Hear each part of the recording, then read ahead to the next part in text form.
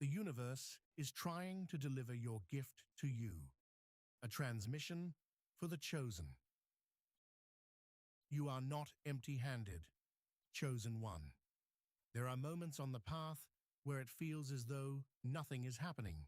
No movement, no miracle, no visible proof, no dramatic shift. You pray, you align, you release, you wait. And in the waiting, the mind begins to whisper, maybe it's not coming. Maybe I missed it. Maybe it was never meant for me. Maybe I asked for too much. But the soul knows better. The soul knows that what is meant for you does not vanish. It moves quietly, patiently, precisely. This is your reminder. The universe is trying to deliver your gift to you right now. Not tomorrow, not one day, not after you become someone else. Now, the energy is already shifting in your direction. The unseen is already rearranging itself around your alignment. The doors are already adjusting to your frequency. The threads are already pulling together. You are not empty-handed. You are in the sacred space between the dispatch and the arrival. And many chosen ones mistake this space for absence. But it is not absence, it is preparation. It is movement without noise. Alignment without announcement. Delivery without spectacle. The gift is already on its way. The deeper question is not, is it coming? The deeper question is, will you be open enough to receive it when it arrives? Be sure to like, subscribe, and comment below so we know you're here and connected to Source. You are being aligned. One of the deepest wounds the chosen carry is the wound of misinterpretation. You mistook delay for rejection. You mistook silence for abandonment. You mistook divine timing for absence. But the universe was never withholding your blessing from you. It was calibrating you to it. A gift given too early can feel like pressure. A blessing received before readiness can become a burden. A manifestation placed into unprepared hands can turn into self-sabotage. So the universe does what love does. It waits for resonance. Not because you are unworthy, but because what is meant for you must meet the version of you that can hold it without fear, collapse, or self-betrayal. You call it delay. The universe calls it stabilization. You call it waiting. The universe calls it sacred alignment. You call it lack. The universe calls it a corridor of preparation. There were things within you that needed to soften, beliefs that needed to break, patterns that needed to end, old karmic cycles that had to lose their grip. You were not denied, you were being tuned. And now, because of what you have endured, released, and remembered, the signal is clearer. Now what is yours can travel more freely toward you. Breadcrumbs are still deliveries. Not every gift arrives wrapped in gold. Sometimes it arrives as a conversation that changes your perspective, a sudden inner peace, a repeated sign that won't leave you alone, a closed door that pushes you elsewhere, a strange pause that makes you reconsider, an impulse to rest, a random introduction, an intuitive knowing that something is near. These are not random. These are breadcrumbs. And breadcrumbs are not lesser blessings. They are directional confirmations. The chosen often overlook them because they are waiting for the whole mountain while ignoring the first stone placed on the path. But a divine delivery rarely appears all at once. It comes in layers. First the nudge, then the shift in perception, then the release of what no longer fits, then the invitation, then the opening, then the embodiment, then the arrival. If you are waiting for a trumpet blast, you may miss the holy whisper. The universe often sends the gift in stages to see if you are paying attention. Will you recognize the opening before the outcome? Will you honor the sign before the evidence? Will you trust the breadcrumb enough to keep walking? Because the one who honors the breadcrumb becomes someone who can sustain the feast. The gift cannot land in a field full of old cycles. The universe is trying to deliver your gift, but your field must have somewhere for it to land. This is where many chosen ones unknowingly block their own blessing. They ask for the new while still feeding the old. They pray for alignment while entertaining misalignment. They call in abundance while rehearsing scarcity. They seek sacred love while reopening karmic doors. This is not because they are weak. It is because the old cycle is familiar, and familiarity often feels safer than transformation.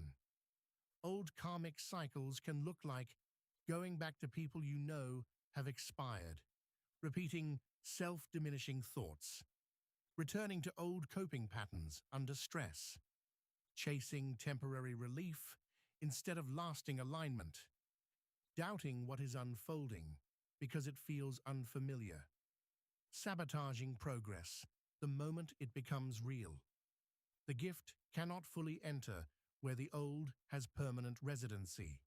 Something must be cleared, not because the universe is demanding perfection, but because coherence matters. Your nervous system, your mind, your emotional body, your habits, all of these communicate to the universe whether you are truly ready for what you say you desire. If you want the gift to land, then make your field hospitable to it. Clean out what has expired. Release the loop. Refuse the old pattern a second chance.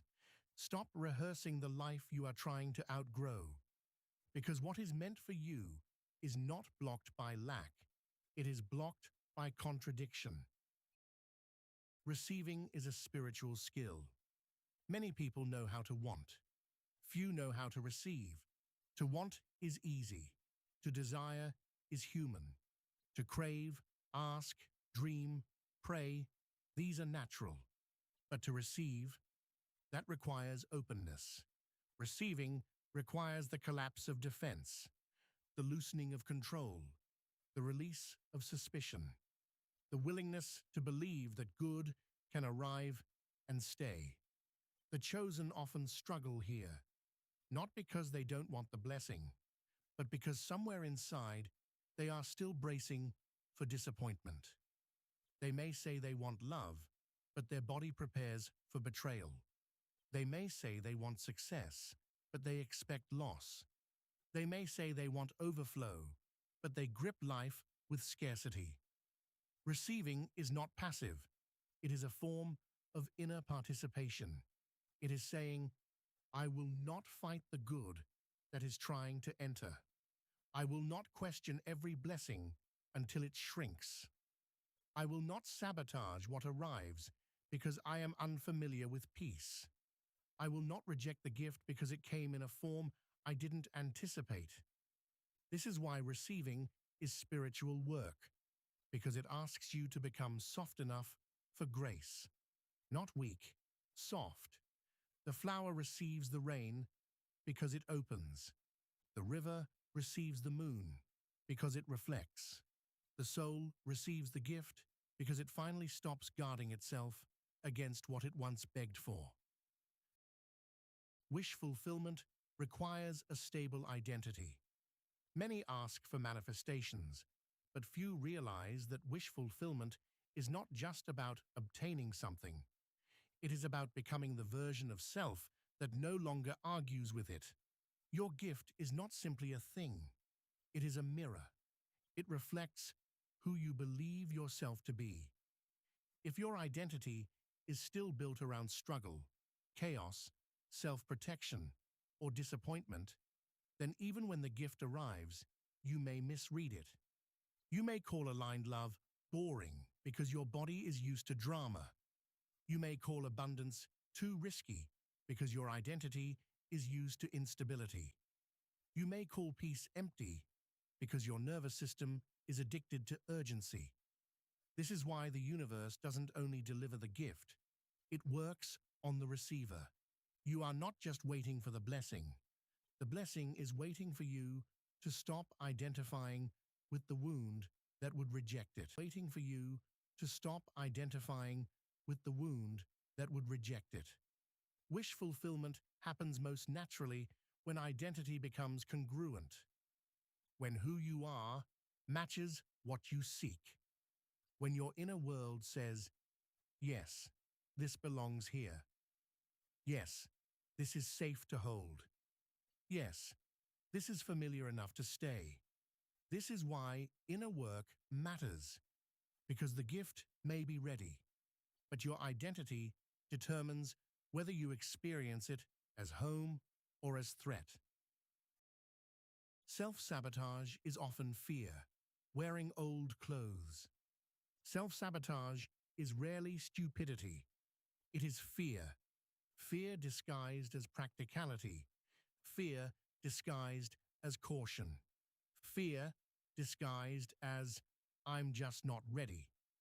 Fear disguised as maybe later. Fear disguised as returning to what already proved itself misaligned. You do not sabotage what you hate. You sabotage what you sense has the power to change your life. Because change asks for death, not physical death, identity death, pattern death, ego death, comfort death, and many chosen ones, right before the gift enters, feel the old self panic. Suddenly they become distracted. Suddenly they want to revisit the past. Suddenly they question everything. Suddenly they feel pulled toward old habits, old people, old timelines. This is the threshold. This is not the moment to retreat. This is the moment to recognize what is happening. The old self senses its authority weakening. The karmic loop senses the door closing. The pattern senses it is about to lose control. Do not read this as a sign that the gift is not yours. Read it correctly. It is close. And because it is close, everything old may try one final time to reclaim your attention. But you are not who you were. You can feel the pattern and not obey it. You can hear the fear and not serve it. You can be tempted and still remain aligned. This is how the chosen stop blocking what is trying to find them. They stop bowing to old clothes, even when fear wears them well. Anything meant for you will always find you, but not always in the same form. There is a truth so many resist because it requires surrender. Anything meant for you will always find you, not because life is rigid, but because truth is persistent. What is yours may not always arrive through the first doorway you imagined. It may wear a different face, take a different route, come through another season, arrive after detours you did not foresee. But what is aligned does not disappear because the path bends. The chosen suffer when they become attached to one form, one person, one timeline, one method, one outcome, one sequence. And in that attachment, they fail to see that the universe is still delivering, just not through the route their ego predicted. Sometimes the job you wanted closes because the calling is elsewhere. Sometimes the person you chased leaves because the love you deserve needs a different doorway. Sometimes the dream you built dies because the truer version is trying to arrive behind it. You are not meant to worship form. You are meant to trust essence. If the essence is yours, love, support, joy, abundance, recognition, fulfillment, then it will find you. Your task is not to force the package. Your task is to remain open to the delivery. The body must learn. that blessing is safe. There is spiritual alignment. There is emotional alignment. And there is nervous system alignment. Many chosen ones believe they are ready because spiritually they have already said yes. But the body still flinches. The body still braces, still fears, still interprets good as temporary, still assumes that what rises must soon fall. And this is why some blessings appear and vanish quickly, not because they were false, but because the body was still signaling danger. The body is part of the temple. If the body does not feel safe with the gift, it will unconsciously create distance from it. This is why slowing down matters, grounding matters, rest matters, embodiment matters. The universe may be trying to deliver your gift, but your body must learn. Peace is not the setup for pain. Consistency is not a trick. Support is not manipulation. Abundance is not something to feel guilty about. Love is not something to brace against. When the body learns blessing is safe, reception becomes easier. And once reception becomes easier, the gift no longer bounces off the field. It roots. Alignment is not chasing. It is making space. The chosen often think they must do more, prove more, earn more, force more. But alignment is not frantic. It is spacious. It is not about chasing the gift to exhaustion. It is about becoming available to it. Making space looks like ending what no longer belongs, cleaning your environment, honoring your word, simplifying your life, saying no to what drains you, resting instead of overstimulating, choosing truth over performance, refusing distractions that distort your signal. Space is sacred. Clutter blocks. This is true physically, emotionally, spiritually, and energetically. You cannot receive a divine gift into a field overrun by old grief, unresolved loops, constant noise, and misaligned access. Make space, not from desperation, from reverence, as if you truly believe what is meant for you is already approaching.